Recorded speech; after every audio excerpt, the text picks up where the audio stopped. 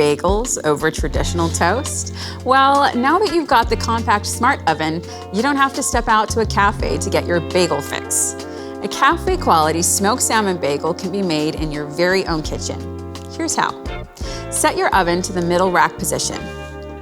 When making bagels, the compact smart oven has room for up to 4 slices, and you have complete control over the toasting darkness of your bagels with the Temp time dial.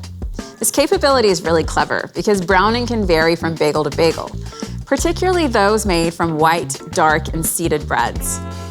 If you're using frozen bagels, use the frozen button. When it is activated, it reduces the oven temperature and extends the timer slightly to ensure the bagel is heated thoroughly without burning the outside and without constant monitoring. When you're ready, hit the Start Cancel button to commence bagel browning. The LCD will turn orange and your timer will automatically begin. While we're waiting, you might be thinking, what is the difference between the toast and bagel function? Good question. The main difference is that when using the bagel function, the Element IQ system delivers more heat from the top of the oven to ensure you achieve that classic golden glow. A homemade cream cheese and salmon bagel with pickled cucumbers and crust salad. What a way to start your day, right?